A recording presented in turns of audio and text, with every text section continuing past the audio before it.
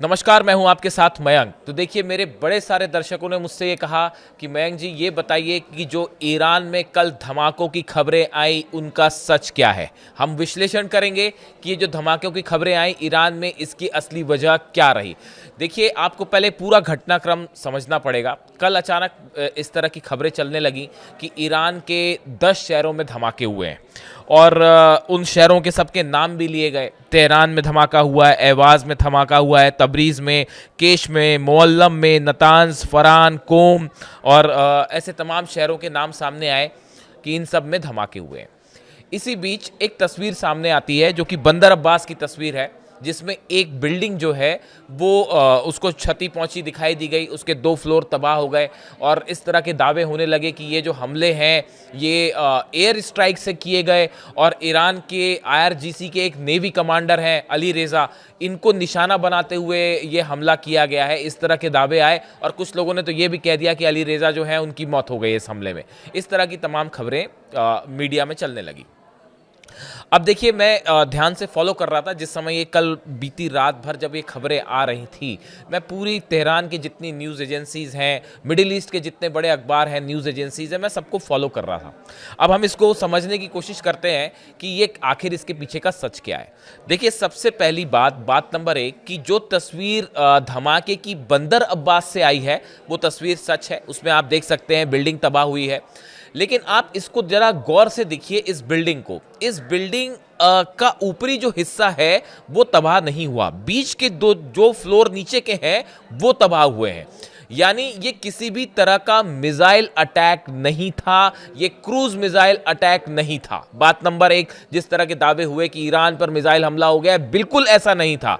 अगर cruise missile fire की जाती तो ये पूरी की पूरी बिल्डिंग तबाह हो जाती। बात नंबर 1। बात नंबर 2, कहा गया कि ये ड्रोन अटैक हो सकता है। ये बिल्कुल भी किसी तरह का ड्रोन अटैक नहीं था, जहां तक मैं समझ पा रहा हूं, जहां तक मैं एनालाइज कर पा रहा हूं। देखिए, अगर कोई ड्रोन आके अटैक करता, यह संभव ही नहीं है कि बिल्डिंग के ऊपरी हिस्से को तबाही ना मचे।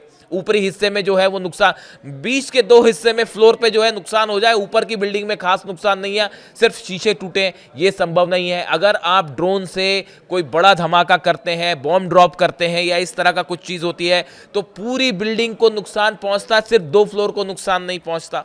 दूसरे नंबर की बात। तीसरे नंबर की बात जो है अहम, खबर कहां से आई है? बंदर अब्बास से। बंदर अब्बास क्या है? ईरान का पोर्ट सिटी है। सबसे बड़ी मिलिट्री ड्रिल जो है हॉर्मूज में हो रही है, बिल्कुल करीब उसके बंदर अब्बास है। अगर परिंदा भी पर मारेगा यहां पे तो मिसाइल डिफेंस सिस्टम उसको खत्म कर देगा, इसमें किसी को कोई शक नहीं होना चाहिए। अमेरिका के प्लेन्स बॉर्डर से अंदर नहीं आ पा रहे, घूम के 2 बार वापस लौट गए, तो ये सोचना भी निहायती मूर्खता है कि कोई अमेरिका का प्लेन जो है वो ईरान के अंदर घुस के हमला करके लौट जाएगा। आ तो जाएगा, वापस नहीं जा पाएगा। ये ईरान की सेना कह रही है कि अगर हमला करने के लिए प्लेन अंदर आ गए ना तो उसको वापस नहीं जाने देंगे। तो वो हमला तो कर नहीं पा रहे और खबरें ये चल रही हैं कि एयर स्ट्राइक हो गई। बिल्कुल भी एयर स्ट्राइक नहीं थी, जीरो। ईरान की तरफ से जो कहा, ईरान की तरफ से जो बयान आया, मैं आपको वो भी बता दूं। The initial cause of the building accident in Bandar Abbas was a gas leak and buildup leading to an explosion.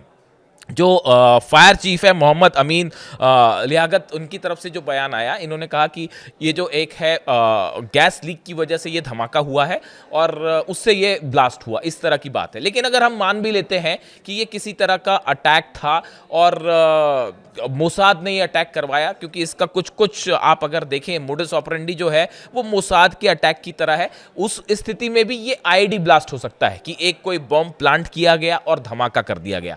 ये कोई क्रूज अटैक नहीं है मिसाइल का, ये ड्रोन अटैक बिल्कुल भी नहीं है। कम से कम मैं तो इसको मानने को तैयार नहीं हूं। और ईरान ने भी मना कर दिया है कि नहीं, आईआरजीसी ने साफ मना कर दिया कि साहब ना तो हमारे किसी कमांडर को टारगेट किया गया और ना ये जो बिल्डिंग थी वो आईआरजीसी का कोई गेस्ट हाउस नहीं था। ये इस तरह की खबरें बेसलेस हैं।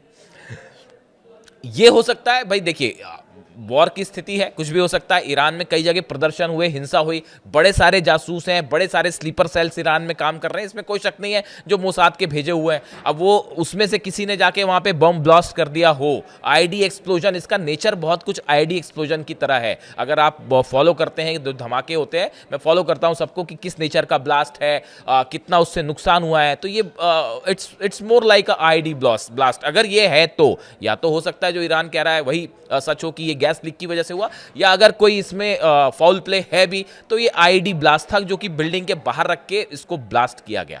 अब ये फिलहाल ईरान की तरफ से कहा गया इसमें हमारे कोई नेवी कमांडर की ना इसमें कोई घायल हुआ है ना कोई किसी की मौत हुई है, बेसलेस खबरें। तो ये बात एक तरफ हो गई। अच्छा, ये जो खबरें चली कि ईरान के कई शहरों में धमाके हैं, इसमें कल बड़ी हैरान करने वाली चीज़ें भी थी।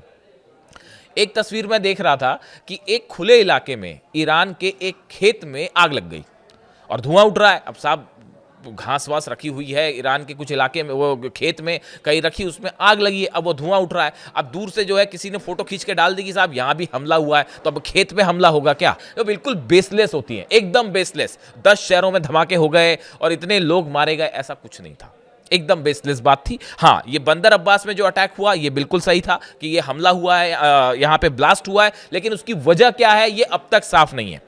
अब देखिए, ये जैसी खबर आई कि भाई ईरान में सब जगह खबर चलने लग गई पूरे दुनिया भर के मीडिया में कि ईरान में ब्लास्ट हुए हैं, सबसे पहला बयान इजराइल की तरफ से आ गया। इजराइल कह रहा भैया हमने हमला नहीं किया, हमला नहीं किया, हमला। उसको इजराइल को ये चिंता सता रही है कि अगर कहीं ये मान लीजिए ईरान ने ये मान लिया कि ये इजराइल का हमला है और मिसाइलें तान दी तो क्या होगा, मिसाइलें दाग दी तो क्या होगा, तेल अवीव का क्या होगा, हाइफा का।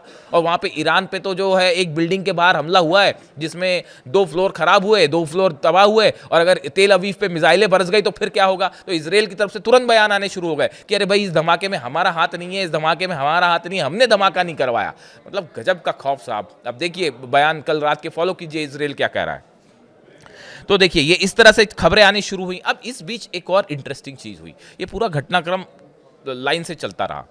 अचानक से जब ये ब्लास्ट की खबरें हैं, इसी बीच ईरान के आसमान पे कई शहरों में कई सारी मिसाइल्स दिखाई देने लग गई।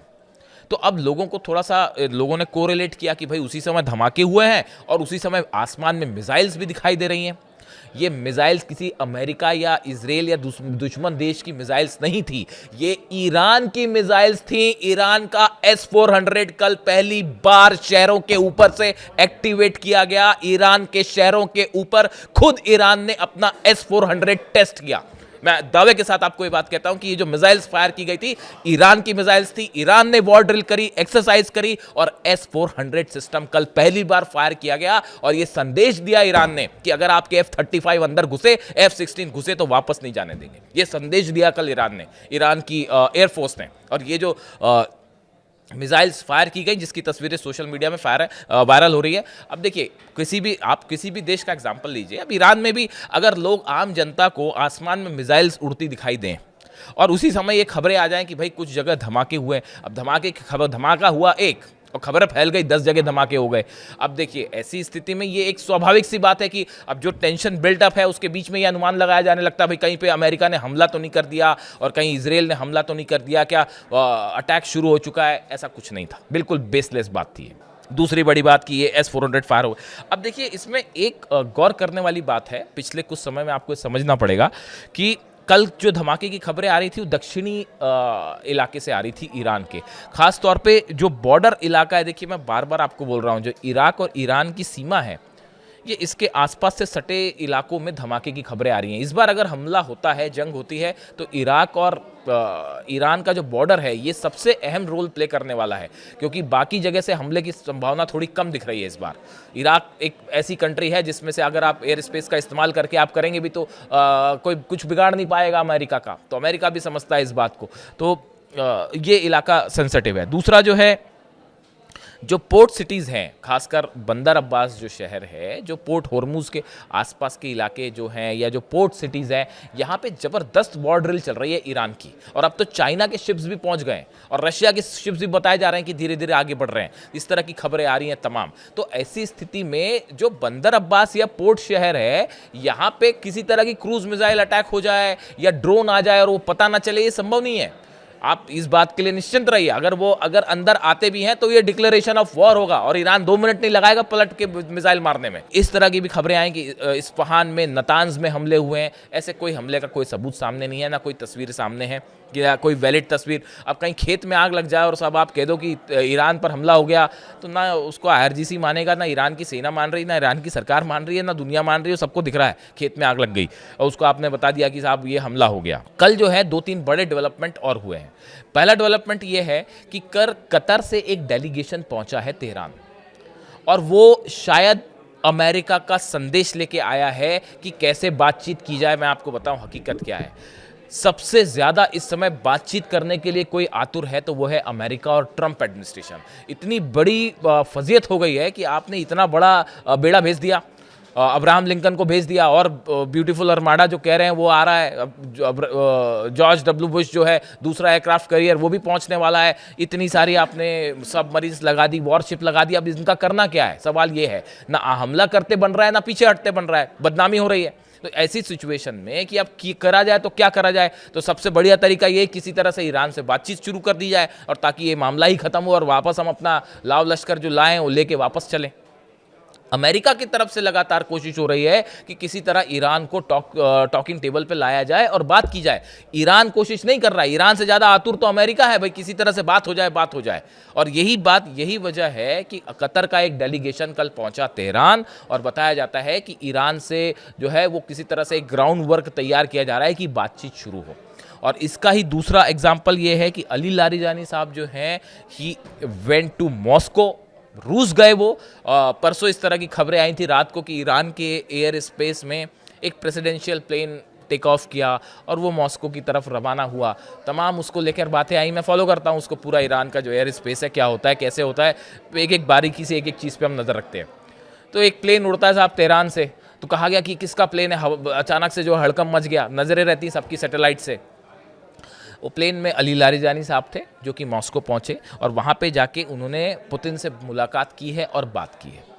अब इस पूरे मामले में रूस का रोल भी बेहद अहम हो गया है। अब देखिए, एक अली लारिजानी साहब का एक जो पोस्ट आया है, उन्होंने कहा है कि मीडिया वॉर से बनाए जा रहे माहौल के उलट बातचीत के लिए एक स्ट्रक्चर बनाने का काम चल रहा है। देखिए, जो बात मैं आपसे कह रहा था ना कि हवाई खबरें चल रही है बहुत सारी, खासकर मिडिल ईस्ट में, और इजराइल के अखबारों में तो और ज़्यादा चल रही हैं कि साहब जो है जंग हो गई, हमला हो गया, या इस तरह की जो तमाम बातें हैं। अली लारिजानी साहब ने क्या कहा कि मीडिया वॉर से बनाए जा रहे माहौल के उलट, कि एक जो बड़ा हवा क्रिएट किया जा रहा है, वॉर होगा, नहीं हो रहा ऐसा कुछ, और बातचीत के लिए एक स्ट्रक्चर बनाने का काम चल रहा है।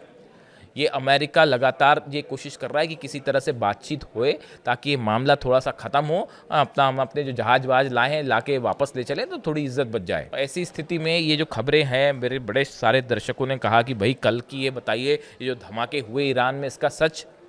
बंदर अब्बास में धमाका हुआ है, शायद एक आध जगह और धमाके की खबर है, लेकिन ये किसी तरह का एयर स्ट्राइक नहीं था, ये ड्रोन स्ट्राइक नहीं थी, ये या तो हादसा है जैसा ईरान कह रहा है। ईरान ही ज़्यादा बेहतर बताए, हम यहाँ बैठे बैठे हम तो कोई आकलन कर नहीं सकते, हवाई खबर तो आपको बताएंगे नहीं। ईरान का कहना है कि ये गैस लीक से ब्लास्ट है, लेकिन अगर ये फाउल प्ले है भी तो ये आईडी ब्लास्ट था, और कोई ऐसे बड़े स्केल पर नहीं था ये ब्लास्ट, की कोई वॉर वाले लेवल का ब्लास्ट हो, ऐसा बिल्कुल नहीं था।